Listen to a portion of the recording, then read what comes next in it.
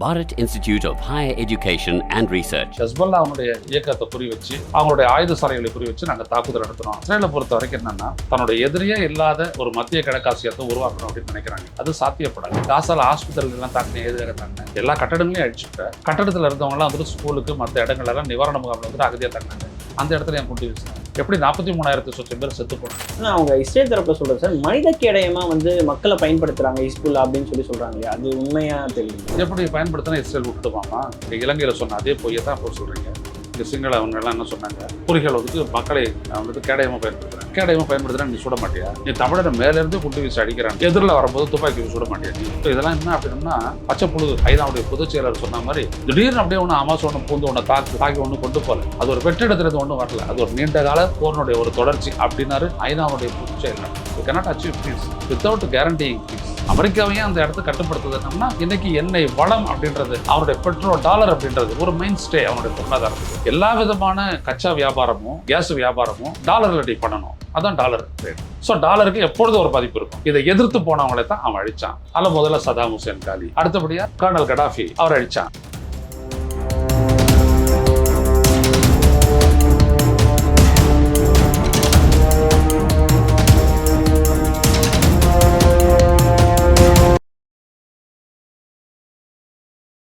Aagaard voice நேர்கள் அனைவருக்கும் வணக்கம். நான் விஷால் பொலிவர். இன்றைய சிறப்பு நேர்காணலுக்காக நம்மோடு இணைந்திருக்கிறார் மூத்த பத்திரிகையாளர் மரியாதைக்குரிய ஐயநாதன் அவர்கள். வணக்கம் சார். வணக்கம் சார். மத்திய கிழக்கு நாடுகளில் கடந்த அக்டோபர் 7ஆம் தேதி கடந்த வருடத்திலிருந்து பார்த்தீங்கன்னா தொடர்ச்சியாக போர்கள் நடைபெற்று கொண்டே இருக்குது. இப்போ திடீர்னு நம்ம பார்த்தீங்கன்னா இஸ்ரேல் வான்வெளி தாக்குதல் தொடர்ச்சியாக லெபனான் மேலே குண்டு போட்டாங்க. அந்த லெபனானுடைய தெற்கு பகுதியில் இப்போ வரைக்குமே பார்த்தீங்கன்னா கிட்டத்தட்ட 600க்கும் மேற்பட்டவர் இறந்திருக்காங்க. இஸ்ரேல் திடீர்னு லெபனானை தாக்குவதற்கான காரணம் என்ன சார்? ஒரு பின்னணியை சொல்லுங்க. இல்லை, அங்கே லெபனானுடைய தென்பகுதியில இருந்து தான் ஹெஸ்புல்லா அப்படின்ற அந்த இயக்கம் இயங்கிக்கிட்டு இருக்குது.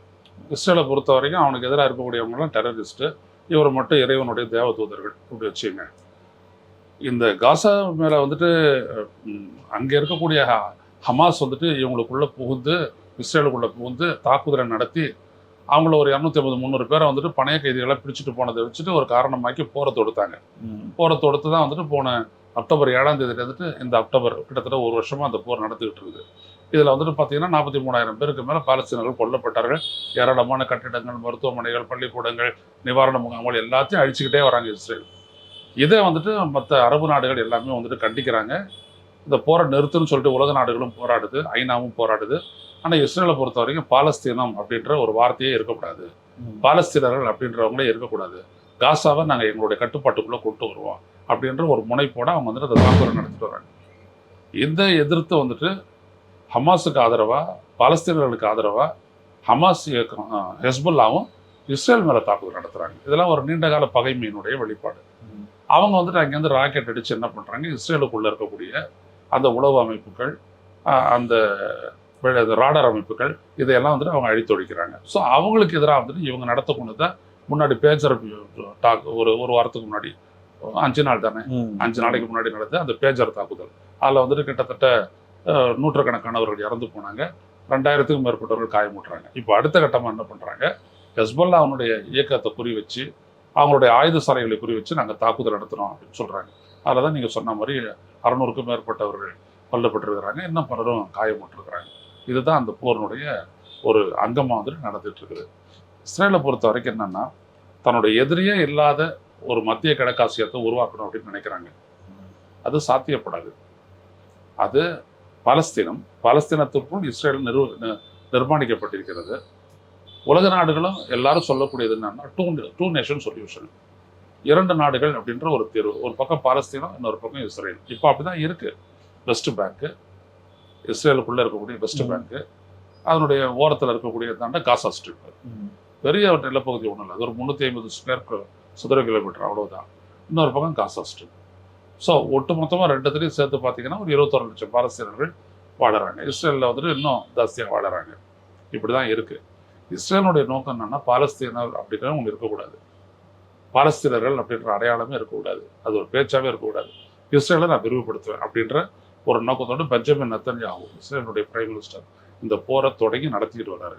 அந்த போரினுடைய ஒரு தொடர்ச்சி தான் இப்போ நடத்தி இருக்கக்கூடிய இந்த தாக்குதல். ஏன்னா இடையில ஹெஸ்புல்லாவும் தாக்குதல் இவங்க மேலே நடத்துகிறாங்க. அதுக்கு பதிலடியாக தான் இந்த தாக்குதல் நடத்துறேன்னு இஸ்ரேல் சொல்றாங்க.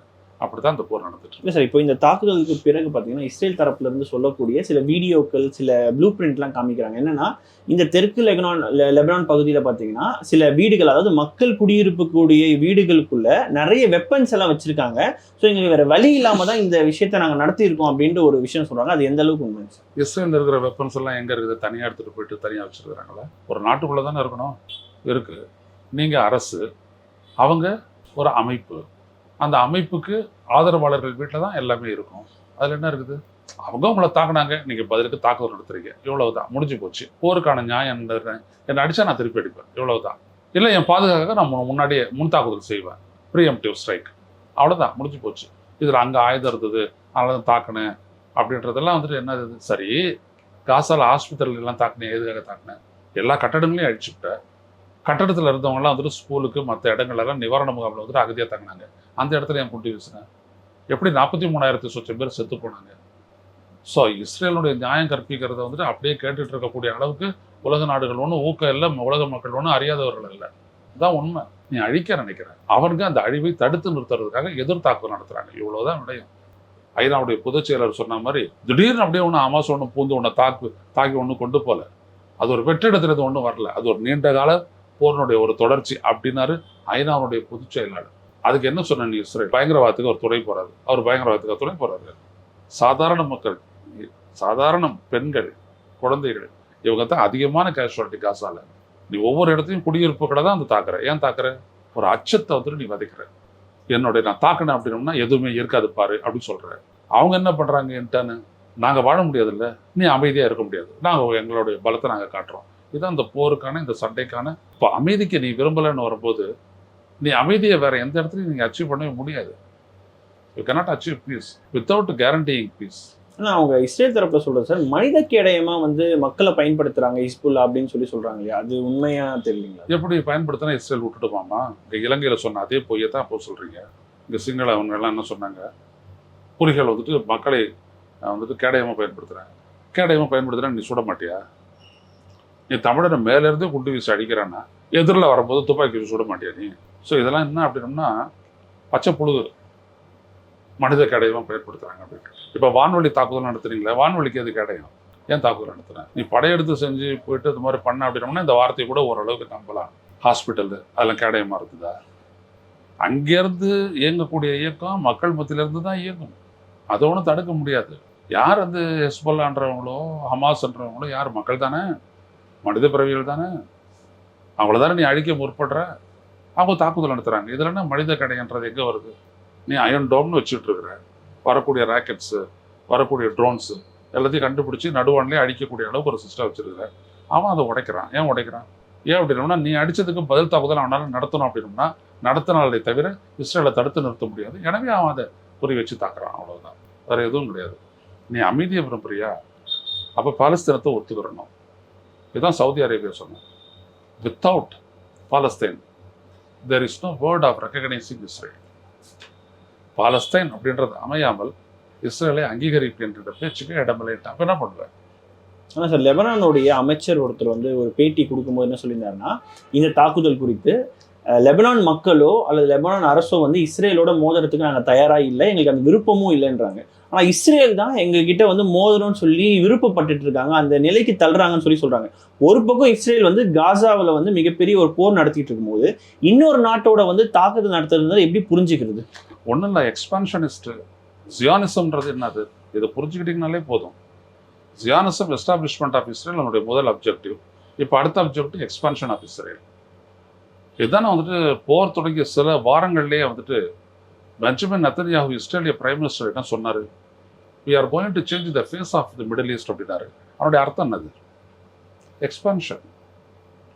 அப்போ அந்த எக்ஸ்பான்ஷனுக்கு வந்துட்டு அடிப்படை என்ன? சுற்றில் இருக்கக்கூடிய எல்லைகளில் இருக்கக்கூடிய நாடுகள் எல்லாம் அடிச்சு அப்புறம் அதை கேப்சர் பண்ணுறது. அதானே அது. இப்போ கோலன் ஹைட்ஸ் உங்ககிட்ட இருக்குது, எப்படி இருக்குது? அது யாருக்கு சொந்தம்? சிரியாவுக்கு. எப்படி உங்கள் கையில் இருக்குது? ஆக்குபை பண்ணியிருக்கீங்க. வெஸ்ட் பேங்கில் பாதி ஆக்குபை பண்ணியிருக்கீங்க. எப்படி?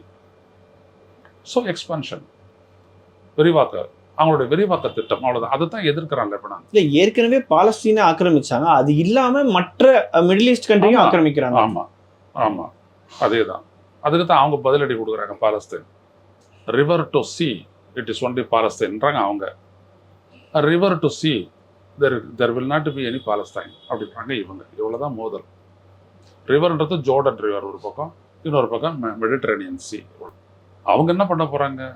இப்போ இதில் ஒரு முக்கியமான ஒரு பிளேயரை நம்ம விட்டுறோம், ஈரான். அவர் காத்துட்டு இருக்கிறாரு.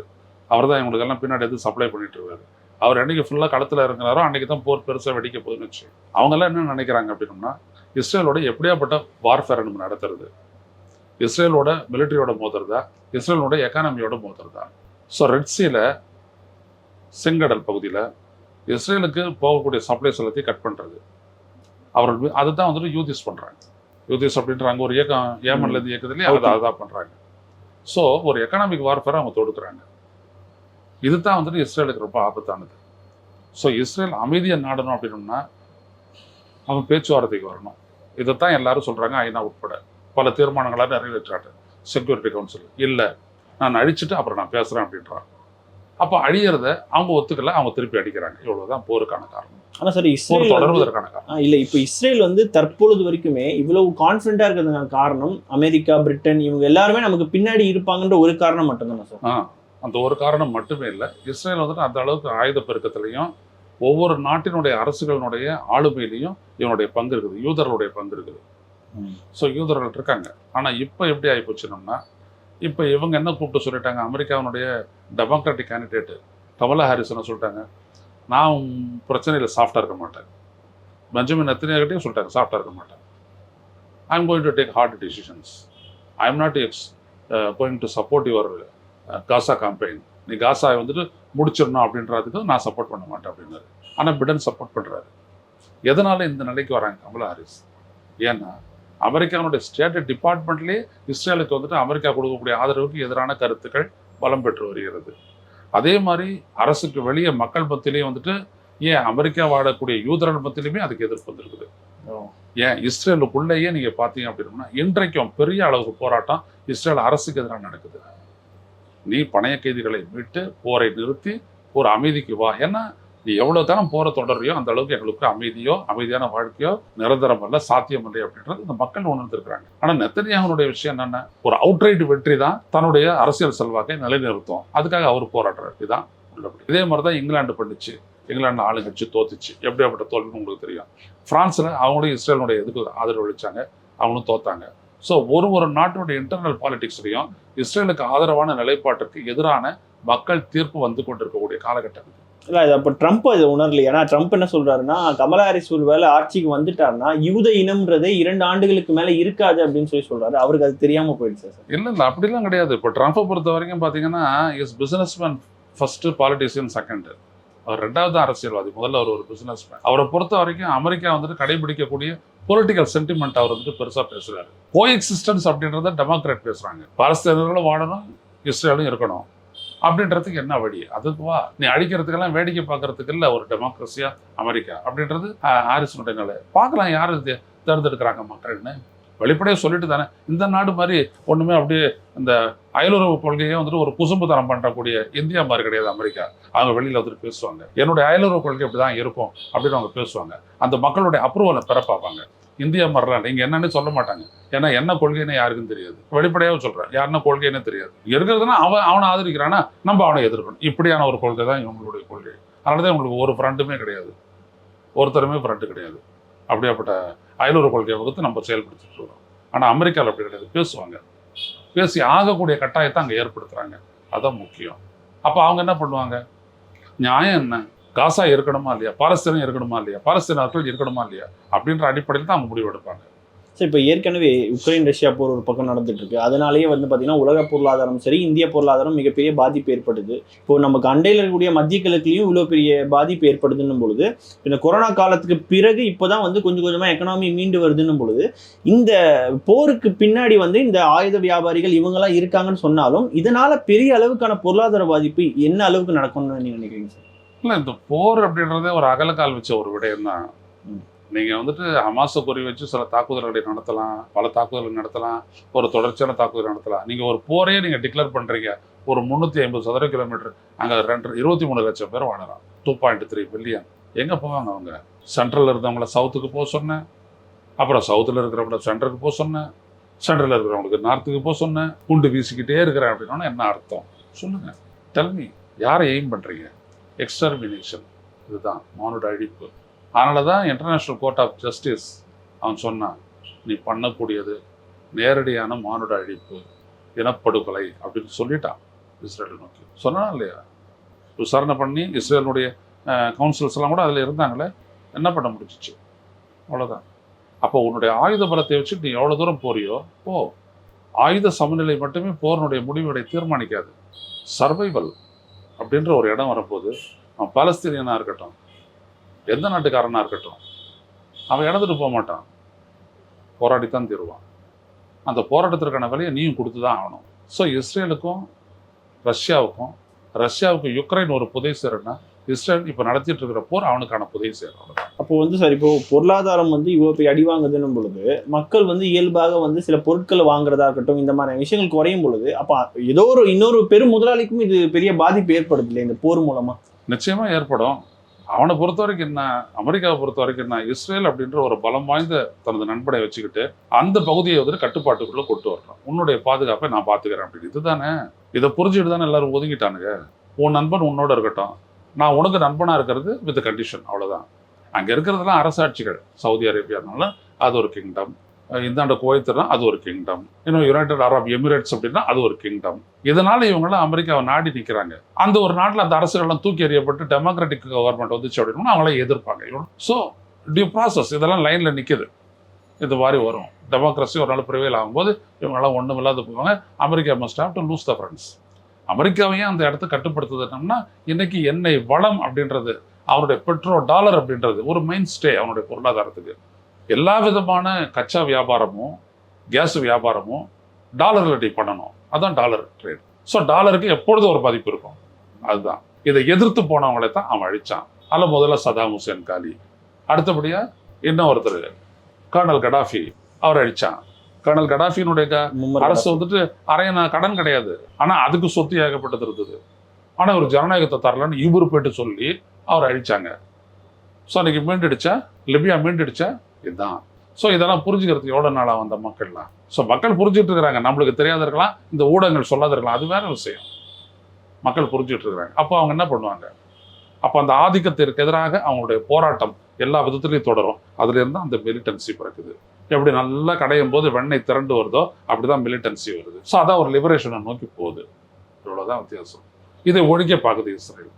எது நடக்குதுன்றதை பார்ப்போம். நிச்சயமா சார். உலக செய்திகள் குறித்து பல்வேறு கேள்விகளுக்கும் இது ஆழமாக பதில் தந்தமைக்கு மிக்க நன்றி சார். நன்றி.